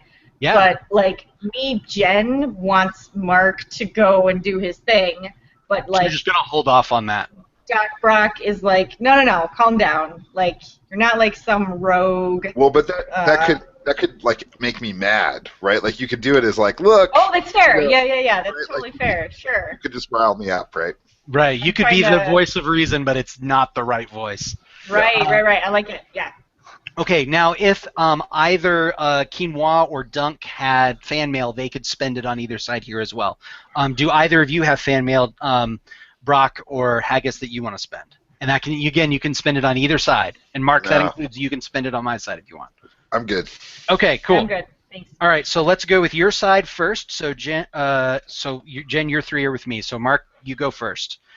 Do you resist? Hold up your cards. All right, I got 3 cards. And they are only one red. Okay, so here is Jen's. Oh man, she's got there's that king. She's got an ace even. Oh. And I have a load of red cards. Okay, so Haggis goes running off, but Jen, because you're on the protagonist side, you got the high card. So Haggis goes running off, but there's a silver lining. Like there's something that happens as a result of Haggis running off that's beneficial for either her or the protagonists or Dunk in particular, since the episode is about him. So Jen, you think of that while we establish sort of Haggis like rolling out. So yeah, the text from Eclair pops up. Broccoli's trying to be the voice of reason. Heather, what is it that you do to like grab your gun? Like what does that look like? Yeah, I grab my gun and I kind of get up in Broccoli's face and I say, I don't know how you Yanks do things, but I'm a hot-blooded Haggis, and that means that I'm going to avenge my partner. You don't know what it's like. And then I like push past her and like head out to Okay, the door slams open, as we see Haggis go out into that same hallway. And Jen, so what do you think about what we show to show the silver lining? Well, I mean, I think that, right, like Haggis told me, oh, well, it's the sugar quarry, and so, like, I'm going to go find, some person who's still there. Maybe Dunk is still there, I'm not sure. But I'm going to go find somebody and alert them that Haggis has just gone off on her own to this specific place. So we'll be, like, behind her a little ways. Right. So, like, maybe we stick with Beverly in the room, and we see her like reach down and grab the phone and like just start calling a number, saying, "Hey, I think you need to know." It could also be one of those classic cop things where there's a screen that shows the map with like the blinking dot and the address, right? Which is like all these intersections of all these different sugar granule found in Right. Yeah. Like totally ridiculous, over the top, like go here kind of thing. Awesome. Cool. Very good. Good job for both of you guys. So now it is going to be Jen's turn. Jen, you are going to set a scene. You have. Oh, by the way, I'm spending a lot on these because I know we're running a bit low on time. Normally, I would be able to control the pacing a little bit better, but I'm just spending to make the episode move along. So, Jen, you are going to set a scene. 3 questions: location, where is it? Second, who's there? And third, what's the question of the scene? Is it plot or character? I definitely want to do a plot scene. Okay. I definitely want to see Dunk. I'm not sure where. If it is maybe on the way to the sugar quarry, or I'm not sure. What do you guys think? Yeah, I like you. I like you going up the sugar quarry with Dunk in the Yeah. car. Yeah, driving to the core is good. Mm-hmm. Awesome, love it. And maybe, I don't know, maybe quinoa is also in the car because I think that Dunk would find that very annoying, and I'm amused by that. I mean, it's actually It's the people, yeah, because quinoa is the best shot in the department, right? This is a Right. dangerous situation. You want the dude that spends all, or the woman that spends all her time, the quinoa that spends all their time at the range. I like it. that, of course, means I'm ready in the back. Cool. All right, so we now see for the first time in this episode the mean streets of Food City. So like we've got this the cop car, like or Dunk, describe your car. Like you're probably driving your car, right? Because Oh yeah. you probably have a plainclothes car of some kind. Tell us about that. Well, it's like, oh man, it's. I was gonna say it's like an old beat up brown Crown Vic, but That works. Remember So your let's just first go idea. with is that, always yeah. good. Yeah, your first idea is always good. And do you have like a little siren that you like put on the top, like the reach around '70s bubble siren that you? Yes. Oh, that'd be awesome. Yeah, like magnetic. Yep, up there. All right, cool. So you're heading through the streets in this old style cop car, and we see quinoa in the passenger seat, and they're like quinoa is like staring at your push button AM radio, like just with like this undisguised horror. And in the back seat we see a very worried looking Dr. Broccoli, who of course Brock has to sit in the back because that's her issue. um, but it's also her information that that got the two of you out here. So I like it. And so, did we determine what the plot question is? Like what you're trying to accomplish? What are the protagonists trying to do, Jen? I think They- we have a lead on the like the bomber, right? So we're You trying to see capture if we the- can catch them before they escape. Yes. Okay, do you capture the bomber? I like it. Okay, cool. Mhm. And Haggis may be there when you get there, depending on what happened to her. So we'll resolve that as we go forward. So yeah, so we you guys are zooming through the mean streets of Food City, and we see Shady Foods dealing needles of coffee out of side alleyways and on corners and the rundown sections. Like there are egg cartons that are sort of broken open, and like the buildings are all food packaging of various kinds. So when you leave the city, like imagine like you're kind of entering an area that's like Candyland and covered in like mold and fungus. So there's like broken candy canes and like gumdrops that are just like half melted, and all of the cotton candy is now just like this gross film that sort of sprays up onto the car as you sort of drive through it. And ahead you can see the massive like rock sugar of the quarry glistening in the darkness, although there is one set of construction lights that are on, sort of beaming down into it. So you guys approach. Can't believe you let her go off like that all by herself. I mean, why didn't you stop her, Doc? I mean, have you tried to make her do something that she doesn't want to do? Now, for Christ's sake, she's going to get herself shot out there. She's going to get herself gut shot. You know getting gut shot's dangerous, and there ain't much part of her that ain't gut. So getting her get shot like that's going to be a problem. Well, I did what I could. I called you guys. What do you want from me? Yeah, guts. You need guts. Dunk is just mad that the Grim Eater is 1 year closer. The Grim Eater. That's good. That's good. Fan mail. Yeah. Yeah, it's definitely fan mail. Okay, so that's 3 fan mail to Brendan, for 1 from each of you. So good job, Brendan. There you go. I think Dunk even had to smirk at that one a little bit, even though he didn't admit it to himself. Nice. All right, so the car sort of pulls up into the parking lot. We see the 3 of you get out, and Quinoa, is your gun just like I envision that it should be just like a really brutal, real-looking gun, like a super real, like giant, dirty, hairy revolver type situation. Yeah, my gun is a super scary, like, I think it's even, I'm super modern, right? I'm super up to date, so it's like a super scary looking Desert Eagle kind of gun. Oh, okay, so like even maybe like one of those that's like a mini submachine gun with like the clip in front, and it's got like it's kind of stupid. Yeah, it's very tactical, right?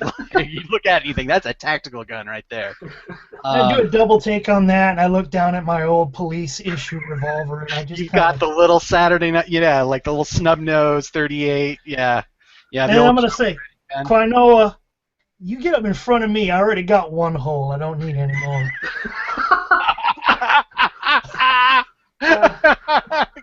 guys. Fan mail. Okay. Good job. Take a fan mail there, Mick. All right. Oh, that's awesome. I love it.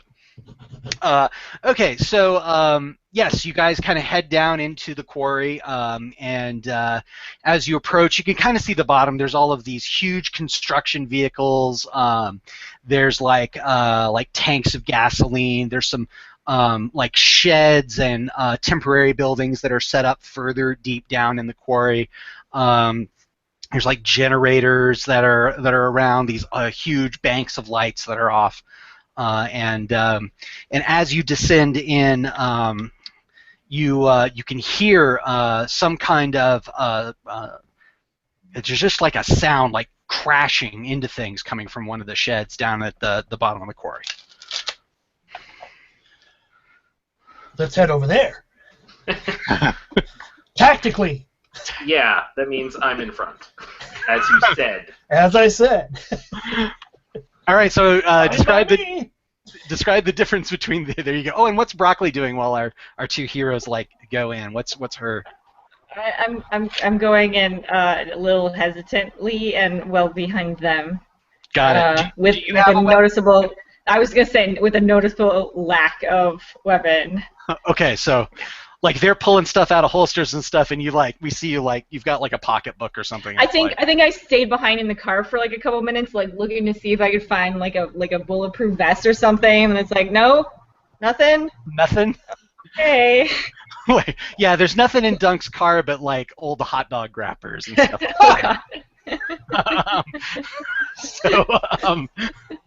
So you I'd like to see. You're headed down in. Wait. Okay, there's too many ways that could go. We're moving on.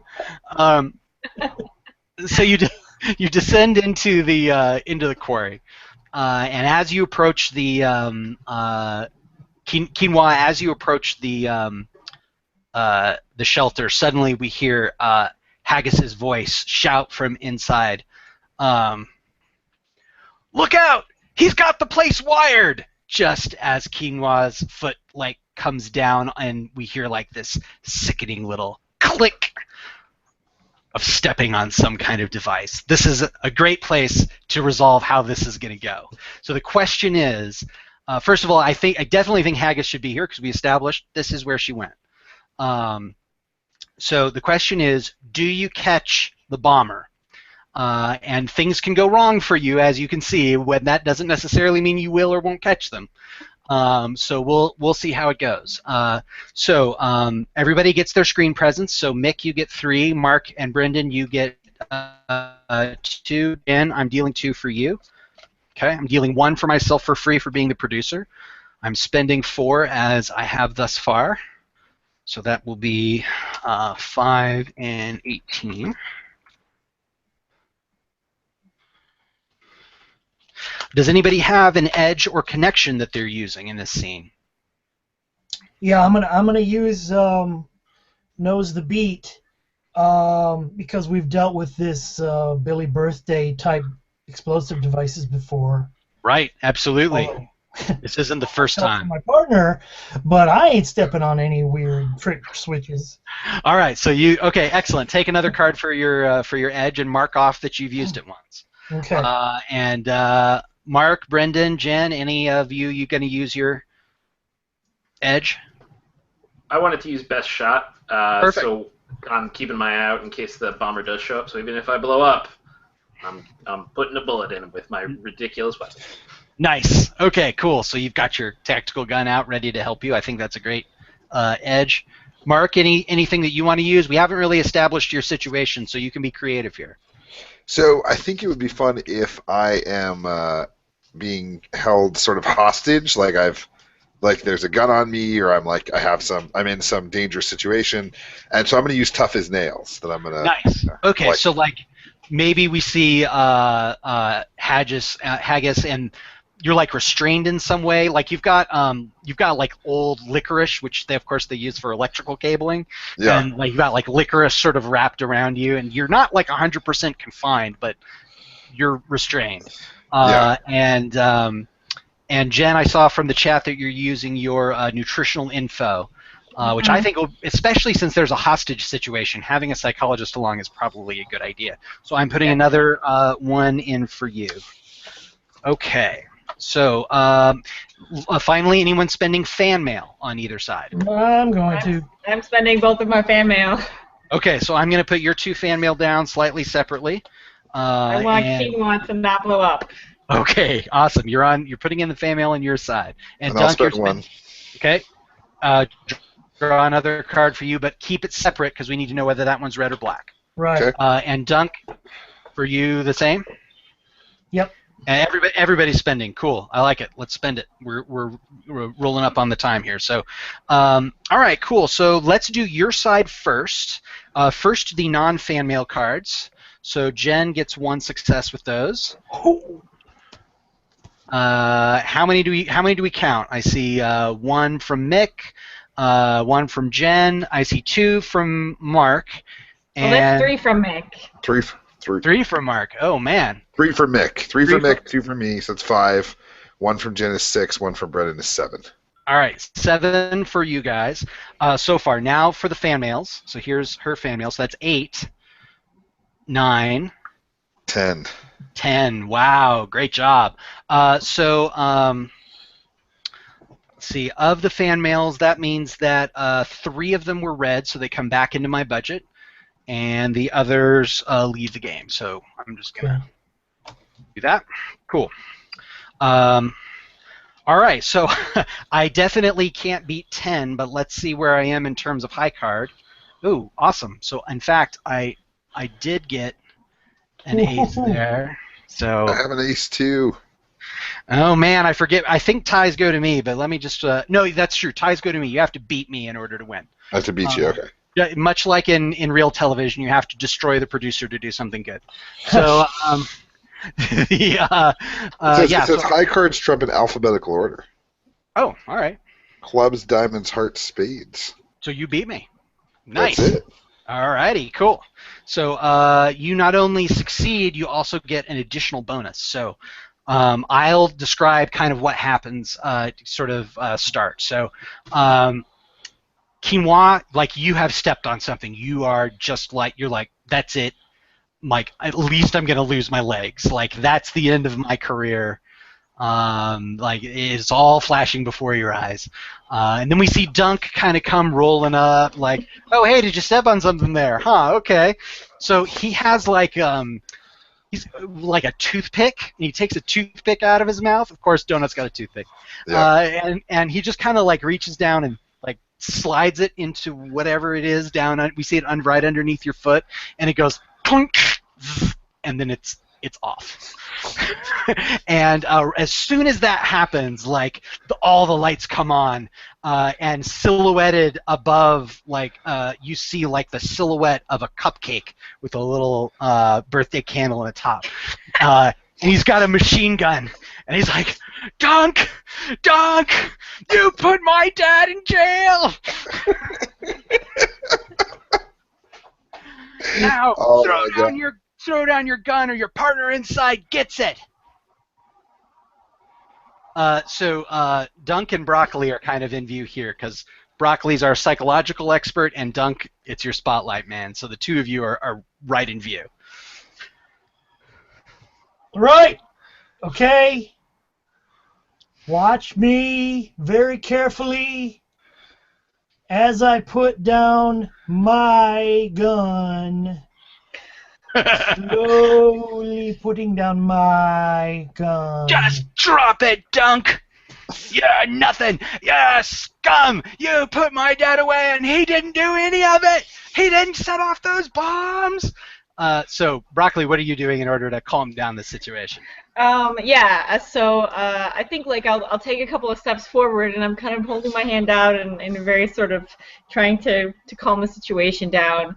A birthday, it's okay. He's putting his gun down. You know, I can't believe you'd bring your, what is this, your fourth wife now, Dunk? I can't believe you'd bring her into a dangerous situation. I push the glasses up my nose. Excuse me, I'm not involved with. Yeah, we're not. No. No. No. Right. Good job, both of you. So he goes, oh man, even worse, one of your whore informants. Excuse me.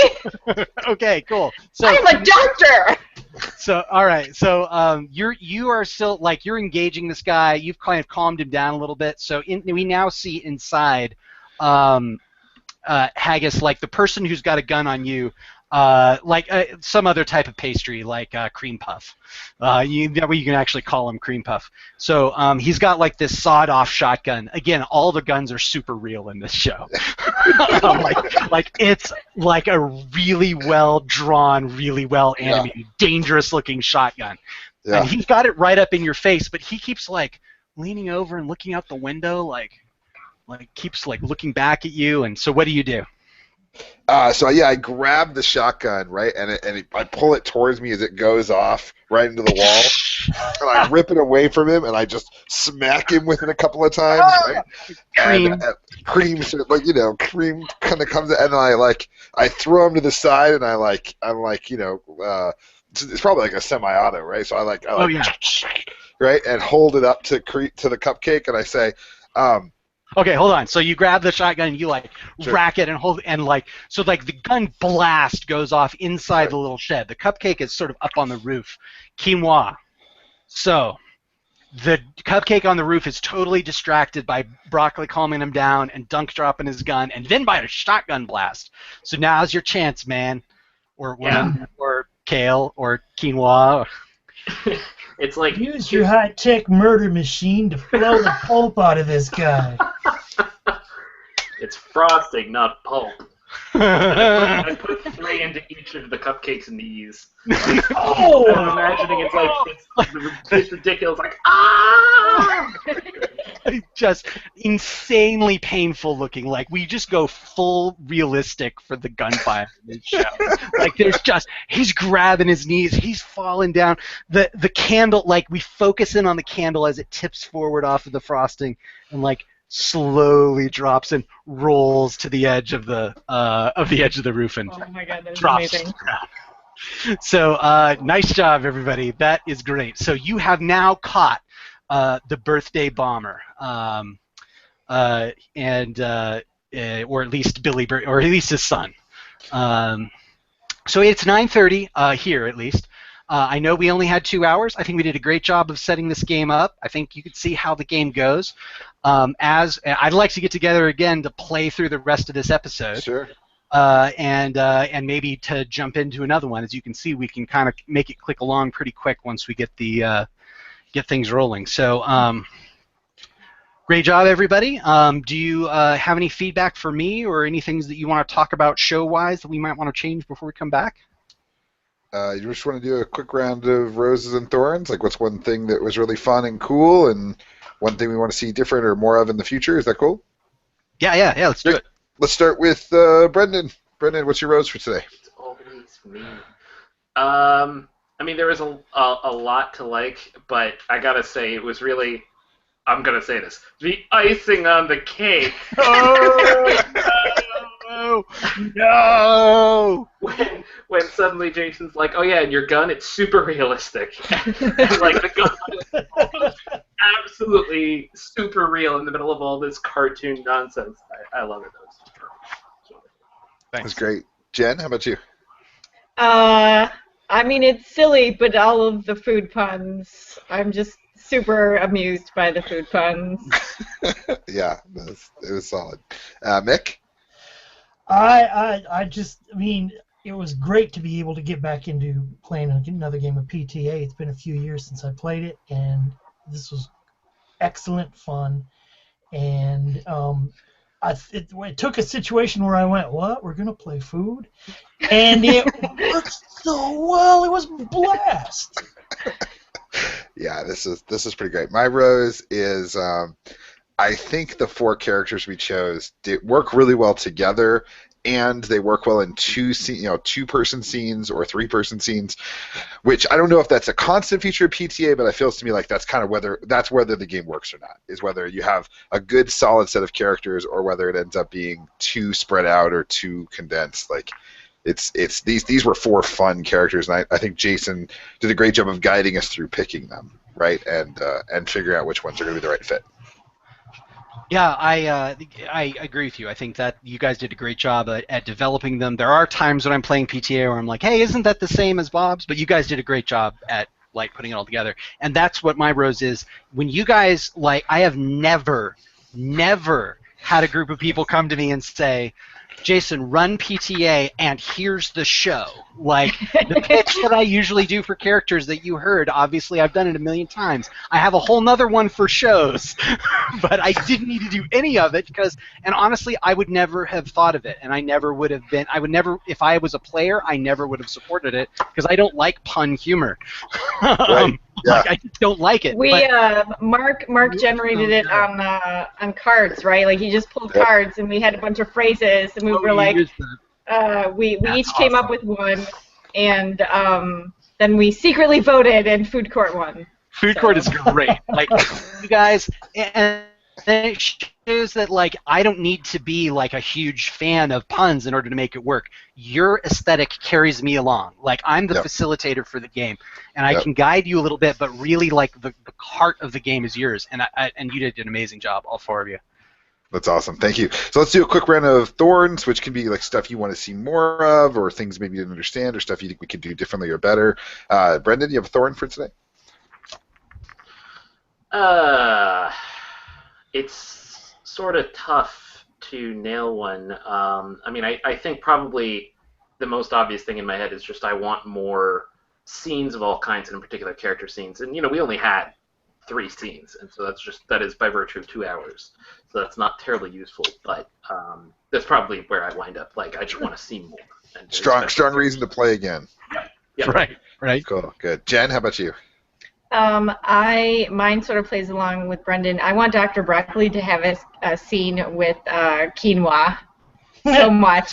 So much I want that scene. That's awesome. Good. Mick? Yeah, so I mean, I'll third that one. It's just a desire to I mean, we, because of the function of having to do it the way we did it tonight, it was really tightly paced, and I'd like to breathe and have some stuff where we could actually, just that. Cool, good. My thorn is that PT is actually kind of hard to play online. There's a lot of good things about it, that there's not very much dice rolling and things, so you can just kind of talk at each other. But when you get to that moment of actually looking at the cards and giving out fan mail, the game makes really good use of physical space, and we haven't figured out how to do that. So maybe we can look into finding something where we can broadcast what the cards. I don't know, something that might work. Some card tool, yeah. Yeah, we'll see. Maybe I can look into that. But other than that, I'm with everybody else, man. Super excited to play again. Jason, any thorn from you? I agree as far as the character scenes in the new edition of Primetime Adventures is something I'm still learning. So, like, it's hard to write a good, solid impulse and make the scene be, like, because, Mark, you wanted Heather to run off real bad. I could tell. You, Mark, certainly did. But at the same time, like, you and I together as players have to agree that that's got to be bad. Like, well, that has to be bad. I actually didn't, because I knew it was going to get me into so much trouble. So it was interesting. It was like a fate compel, where I was like, what if I do?